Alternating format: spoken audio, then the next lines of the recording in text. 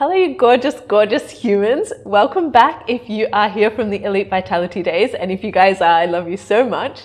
And welcome to Metamorphosis. So this is the new name of the podcast. This is the season 2. And a lot of things have changed in my life. And I'm also sure in your life since the last podcast episodes. So I'll give you a very, very brief but detailed overview. And I want to add a few little disclaimers at the start. I am in India now. I'm living in India for the next 2 years. Everywhere is noisy, right? I've been in such a dilemma where to record this podcast episodes. I want to be outside. Everything is noisy. We're on a road. There's cows, there's dogs, there's everything. So this is not going to be one of those silent podcasts when there's nothing going on in the background. So I'm sure actually none of you even care about that, but I want to just put that out there. There will be background noise. I'm okay with that. I hope you're okay with it. And so starting from the start, when I was recording all of the last podcast episodes of Elite Vitality, I was living in Sri Lanka, in a beautiful little surf town in Sri Lanka called Hirikitiya. And I was just exploring a lot of different things there. It was a really interesting phase of my life, an interesting phase of exploring freedom, an interesting phase of just being very, very comfortable by myself, I think, which for me was a whole big discovery. It was the discovery of my 30s. And then at some moment, this extremely beautiful little town with the most beautiful beach and the most beautiful people and the most beautiful, it was just like a little paradise. But at some moment, it just started feeling like it was getting too small. And not even it was small, it was very small, but even just in the sense of I was getting this almost restlessness inside of me, or this feeling of just outgrowing a space. You know what I mean? You know when you're outgrowing a pair of shoes when you're a kid, and the shoes are just you still love the shoes, but they're just a little bit uncomfortable. They're rubbing in different areas. And I learned so much, so much in my time in Sri Lanka. I really learned to slow down. I learned to just be calm. Not every single moment of life has to be optimized. You don't have to be productive all of the time. You don't need to be doing 1 million things at once. And I still kind of was, but it was a big improvement on my life in Melbourne in COVID, for example. And so I learned a lot. I had a very beautiful routine there. I really got a chance to connect to myself. I made some extremely life-changing, beautiful connections in that town. But yeah, I was getting this feeling of I just feel like I could stay, I could stay. It would be very, very, very comfortable. And a lot of the last podcast episodes that I recorded in Sri Lanka, you can hear this in my own exploration. You can hear me feeling it's time for something new. I want a new challenge. I said all of these things. I want something new. I want to grow. I want to change. I want to learn. I want to expand.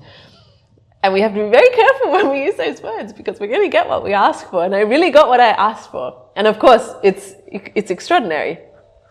But growth is growth. Growth is uncomfortable. Growth comes with big changes. So in the end, I did leave Hiri at, I think it was in April last year. I booked to do a yoga teacher training in Goa, which was very beautiful, just Ashtanga Vinyasa course. I really just did it to deepen my own practice. I was doing a lot of Ashtanga back then. And I just thought, I'll meet some very beautiful people, which I did. And just as a little plot twist, and there's also a podcast episode about this, you may as well just design your own plot twist, because life is going to give you one anyway. If you start asking for things like change and growth and expansion and evolution and all of those things, you best believe you've got a plot twist coming. So sometimes you can engineer one ahead of time. You can at least start the direction of the path that you're going to start going down. So that was what I did. And then after the yoga teacher training, I came back to Oroville, which is where I am now, which is this very, very, very bizarre, very funny, very beautiful, very interesting city in India, in South India. You can do some Googling of it if you want. It's very, very interesting. It was an experimental city where there was going to be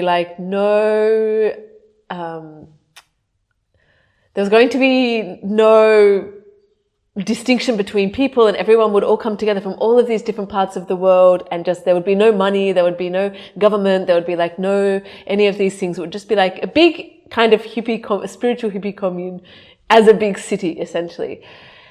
And it's a very interesting place. I definitely recommend, if you're curious, definitely go and do some research. It's a very interesting place to visit. And it was essentially just built like in the middle of these Indian villages,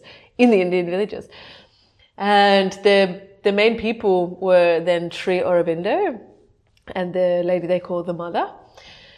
And anyway, that's all an aside. That just happens to be where I am living now to do Kalari, it's called Kalaripayattu, which is this very, very, very ancient. It's so ancient that they call it the mother of all martial arts. And the place where I study, the guru of that school, he's from Kerala originally, which is where the martial art is from originally. But he moved here because he loved the teachings and the books of Sri Aurobindo. And so the Kalari school is just outside of Auroville in a little Indian village here called Enanchavadi. And I started doing Kalari 2 years ago now. Actually, 2 years exactly, because every year they have a festival at this time, which happens in the lead up to Mahashivratri, which is this Sunday. And 2 years ago, I discovered Kalari. So for those of you who know me, you already know this story, so I'll make the recap brief. But I love fantasy books. I love high fantasy. I love this very elaborate world building. And I was really in this world of Brandon Sanderson. I'd read all of the Mistborn books. I was reading the Stormlight Archive. And in the Stormlight Archive, they would do this thing. They were all warriors, like sword fighting warriors. And every morning they would do this thing called the sword dance on the side of the mountain to the rising sun. And I'm an exercise physiologist by training, and any kind of movement practices I have at least some level of fascination for, just out of like sheer curiosity of what the human body is capable of. And I remember reading this and just being like, what is this sword dance? Like, that sounds so cool. Like, I want to do the sword dance. I always wanted to do fencing when I was a kid, so I never ever got around to doing it. It was just in my mind, like, what is this sword dance? And then I met this girl in town and we got talking and we were talking about our travel plans. And in that moment, I knew that I wanted to study a martial art that year, actually. That was one of my like vision board things for that year. And I thought it was going to be Muay Thai. So I was doing Muay Thai classes in Sri Lanka and I hadn't booked anything, but I had it in my mind that I was going to go and do like some intensive training in Thailand in Muay Thai. So I was telling her that and she was like, oh, cool, yeah. I've just come back from India where I was learning this sword dance. And I was like, what? Tell me everything. So she told me everything. She was like, it's called Kalaripayattu. I do it at this school. It's in this place in India, which is actually the shortest flight that there is from the place I was living in Sri Lanka, by coincidence. And so I went home and I looked it up and I realized that the school was doing the only time in the year that they do like a beginner training block specifically, once per year. Actually, this year they're not even doing it. So it was a coincidence that it even was happening then. And it was happening in 2 weeks' time. So I thought, I have to do it. I have to. And there was all of these like other niggling things, of course, like there's always just barriers to entry. And I've learned with Kalari that it is like such a profound entity almost of fighting as well, that there are kind of levels that you have to pass to be able to do the thing, to almost prove your commitment. Do you know what I mean? So of course there was other things going on and of course they all ended up working out. There was like some visa things with Sri Lanka. There was other money things going on with people taking money out of my card. There was like all these other like little niggling things.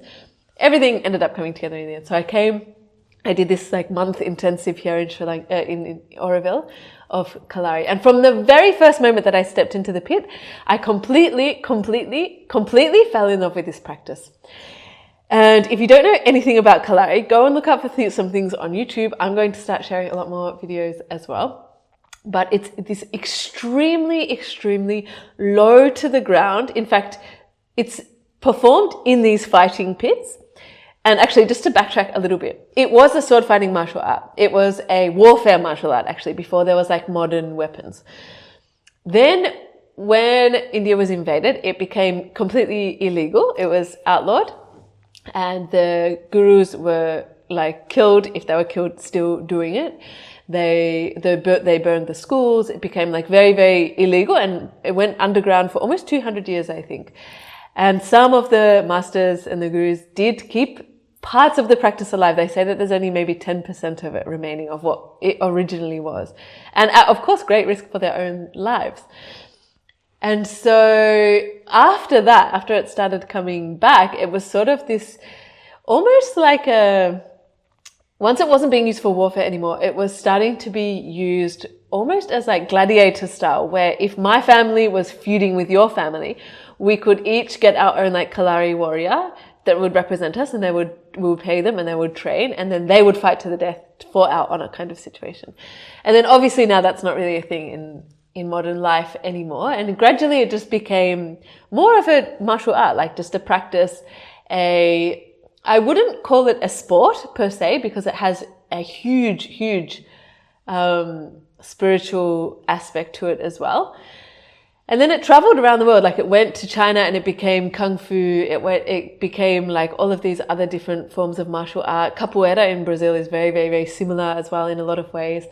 So it's this practice which is very low to the ground. And as I was saying, it's done in these fighting pits, which really recreates this feeling of like this fight to the death kind of feeling. And they're in this like wooden structure, the buildings. The pit itself is 6 foot dug into the ground, so you have to go down into the pit. And it's all wood. There's like wooden slats as windows. The door's shut. It's kind of a situation where like if you were shut inside, you would not be able to get outside. And there's this like a shrine in the corner, all very specifically designed for specific reasons, and oil lamps burning and all of these things. And I rode there in the dark. It was like 5:30 in the morning. The class starts at 6 every morning. And I rode there in the pitch black on the rustiest bike ever, and went in, and it was just like, there's this atmosphere of like reverence and silence and respect, and there's, you're not really like chit-chatting or any of those things. And I remember just going inside and like going into this pit and like going down into the pit, like everything is still dark, and just having this feeling of like, wow, I don't think I've ever experienced this feeling before in my life. And just this like profundity and like gravity of this feeling of like, oh, imagine if I really was going to fight to the death. Like, first of all, I wouldn't know how to do that. And second of all, I never had that kind of feeling of my own mortality in that way. I don't know if that's a morbid thing. I don't know if you know what I'm trying to say, but that was the feeling. And I immediately it just like moved something inside of me. And I was like, oh, I love this. And so I did the whole month. Of course, it was very challenging, even though I would have considered myself to be like fit. You know, I was doing Muay Thai, I was running a lot, I was doing my own workouts, but still, this was completely new. It was so difficult. It's very extremely low to the ground lunges, long lunges, and moving forward and backward, very low squats, moving forward and backward.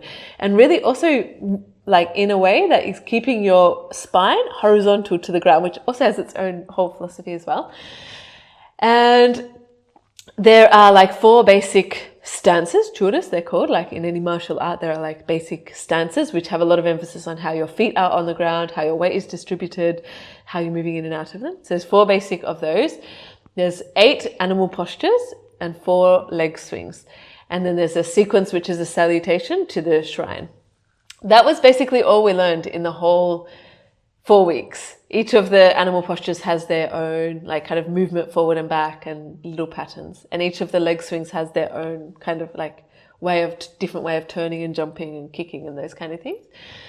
And it just like, I have so much envy for anybody that has, a lot of people who have a dance background and they just pick everything up so quickly, like a choreography, but my brain does not work like that. So I struggled and I got some private classes because I knew that once I went back to Sri Lanka, I wanted to keep doing this practice, and I was going to do online classes where it's just every morning at 6 in the morning and you join online live and you follow the class live. And so that was my plan. That was what I was going to do.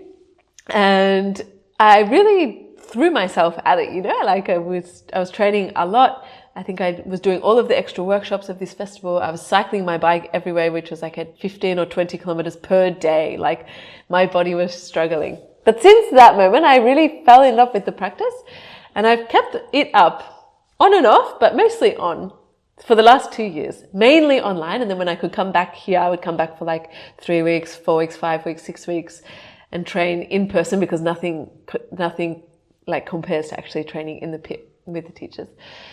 And in those moments, I had known that there was a diploma. And so I knew that there was a diploma of Kalari, which was 2 years. And it was in the back of my mind of like, okay, I would love to do that. You know what I mean? I would love to like intensively train in this beautiful practice. And I knew just from talking to people that were doing the diploma, it was around 5 hours per day. I knew I would have to live here. I knew I'd have to live here for 2 years. So it was in my mind. I knew of it from the start. And for the last 2 years, it's kind of just been like in the background. It's like, yeah, that would be cool. Like one day. And then I was saying to myself, like, maybe if one day I have like just a big midlife crisis, you know, like when I'm 50 or something, I'll just come and do it then. Because that would be like a fun, like midlife crisis thing to do. So it was in my mind, but like as a distant thing. And so I just thought, you know, you never know. That's always my motto, like you just never know. So after this yoga teacher training, I came back here to study, to just do more training there. And then I knew I was going to Europe. I had tickets to a festival. I was seeing some friends and all those different things. I ended up meeting my brother here in Orville, which was amazing. Did some more training. I went to Europe and did all of those things. And then while I was in Europe, I just had it in the back of my mind still, this diploma. And I found out that one of my very, very, very, very good friends also wanted to do it. And he told me about it. And he said that he was thinking of doing it. And he said, why don't you also do it? It would be really beautiful to do it together, you know. It would be amazing to do it alone, but it's even nicer to do it with somebody that you know, that you're close with, that you could share the whole experience with. And I was staying with one of my oldest friends, I would say, at that moment in Portugal. This is a very beautiful friend of mine. We used to work together in our early 20s at Oakley selling sunglasses. And she has really like radically transformed her life in the last years as well. And I was kind of just like in this moment of like, oh, what should I do? Because I didn't have concrete plans of what to do next. I was going to like maybe go back to Sri Lanka, maybe go to Southeast Asia, teach a lot of yoga, just explore a lot of different things.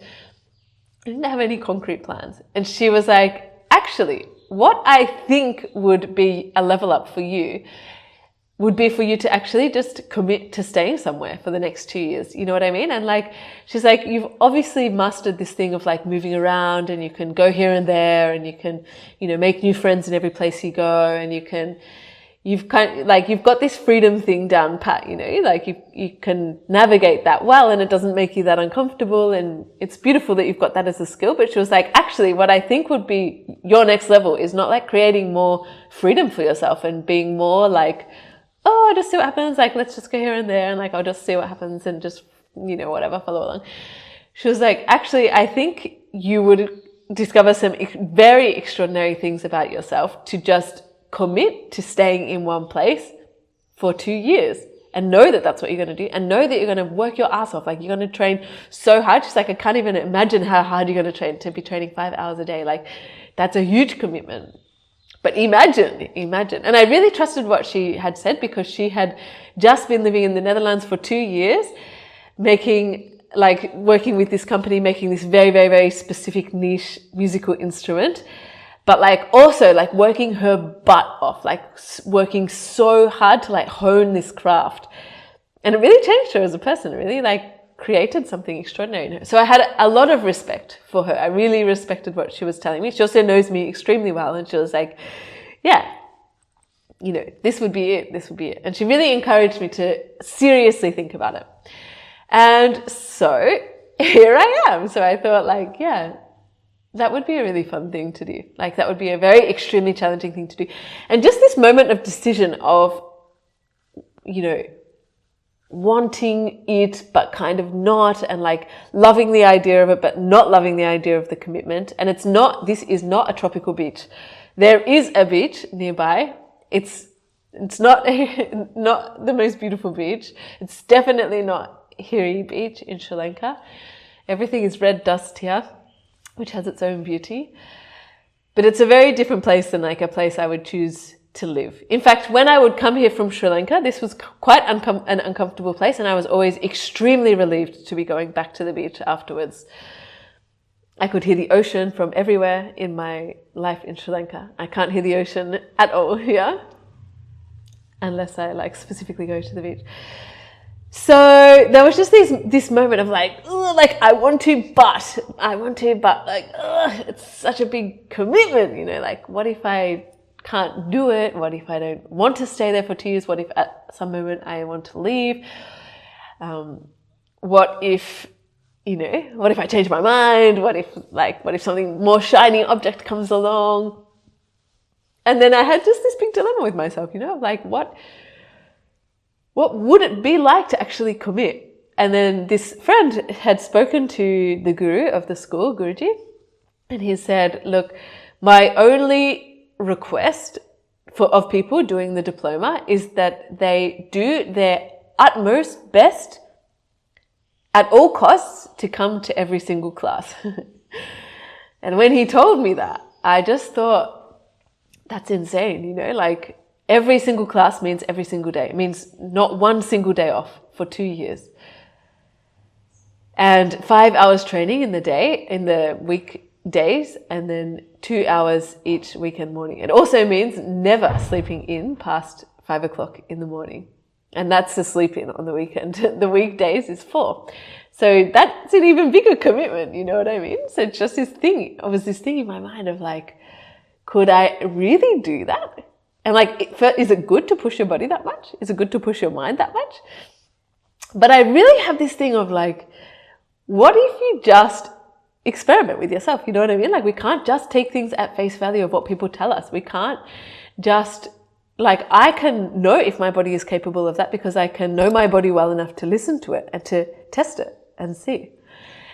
And I also just thought like, what an extraordinary opportunity to just see how much discipline you can actually create for yourself, and then see what kind of extraordinary, completely unimaginable things come from that place of like having that level of discipline, you know, like having that level of commitment, having that level of like showing up every day, no matter what. As of the moment of recording this podcast, it's been 1 month of the diploma. I got back to, there was this whole saga of like getting visas, which again was just this thing of like, prove to me that you actually want this. That's what it felt like. So there was a whole saga of like getting my friend's visa in Egypt. There was a whole like less of a saga of getting my visa in Australia. So there was a lot of travel in between these things and a lot of uncertainty and a lot of moments where we thought it wouldn't work out. And then, of course, coming back to Oroville, finding somewhere to stay, setting up a life here, you know, all of these different things. There are a lot of like little hurdles and hoops to jump through, which of course you have to do. And so now I think it's been almost 70 days consecutively of doing Kalari every single day. When I first got back to Oroville, it was December 5. I started going back to classes in person December 8, and I've been going every day since then. For the first month, I just went for 1 class per day, which is 1 hour per day. Then we started the diploma on the 15th of January, and we went up to 4 hours of training a day. There was 3 in the morning and 1 in the afternoon. And now we're at 5 hours of training a day. 3 in the morning, 2 in the afternoon.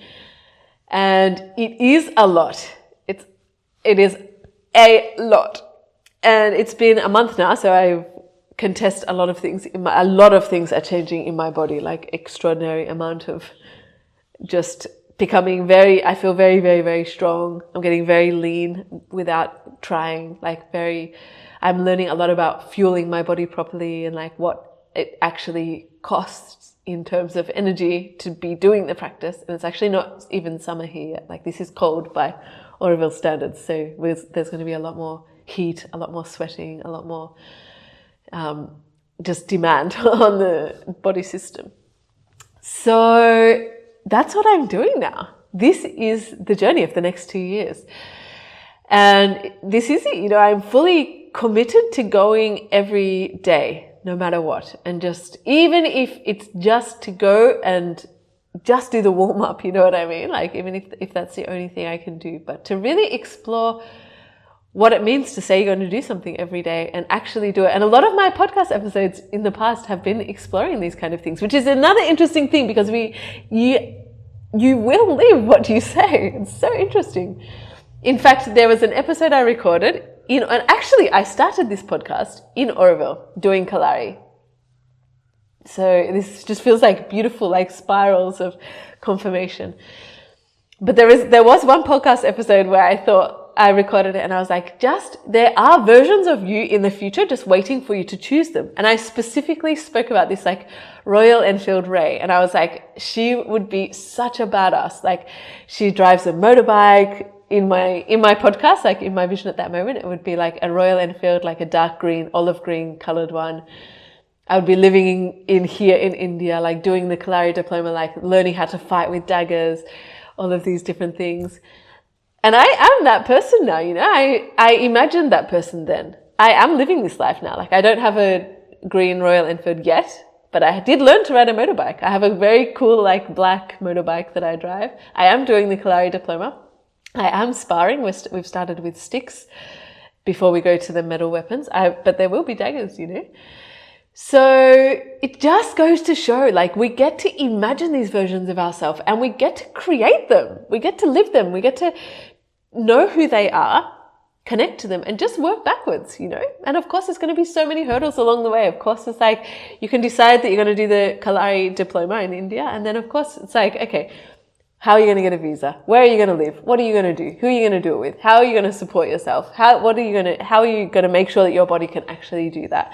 What else are you going to learn about Kalari? How are you going to explore the spiritual side of it? How are you going to do it? What kind of person do you need to become to be somebody that actually has the capacity to go to a class for 5 hours every day? But it's so extraordinary to think that it's really unlimited, the versions of us that we can just decide exist and then bring into existence. Do you know what I mean? So that is my life right now. I'm living in Oroville, doing the Kalari diploma for the next 2 years. And it really feels like just this cocoon of my life where I am going into this journey of like, my whole life is revolving around this. Everything is revolving around Kalari.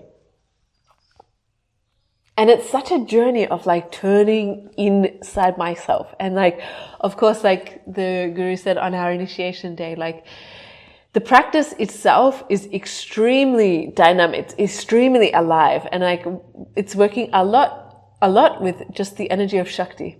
It's very, very forceful movement of the force of life, of aliveness, of dynamism, of bringing energy into matter and animating it.